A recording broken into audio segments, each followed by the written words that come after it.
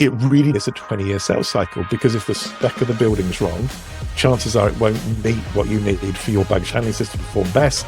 Therefore, someone else will be bought as the baggage handling system. And it comes down to this ultimately influencing the tender.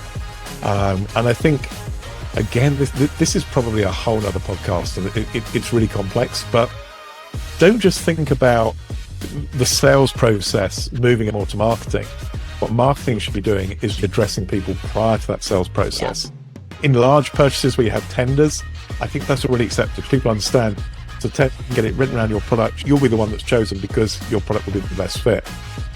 Getting people to think in the same way that you think about the product category and the devices you make is the way for marketing to go. And so I think influencing people way prior to that, and we see that quite a lot, particularly in the semiconductor world, where people have specific ways of solving problems, and quite often different vendors have different approaches. We actually see vendors going out and selling their philosophy because that's what's going to win them the business when people choose a product.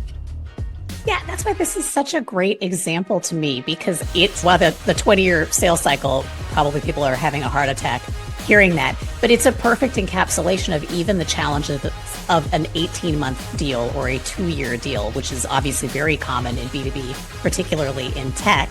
It's also a great segue into your philosophy and views on what account-based marketing really is and should look like. And the other thing that I thought was so interesting about this example is it's also one where you can't rely on a salesperson or a sales team to solve this problem. It is a holistic challenge for your organization, the entire company, from product to operations to installation, maintenance, as well as go to market. That's why I think it's such a good example. You've worked with such a wide range of companies.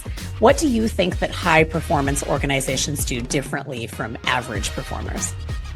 Such a good question. I think the really interesting thing is that high performance organizations don't last forever. So what you need to do to form a high performance organization today is different to what you need to do tomorrow.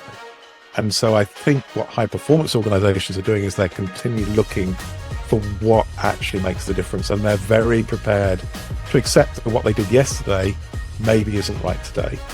So I don't think there's a secret. I don't think there's anything you can say that if you do this, you're always going to be high performance.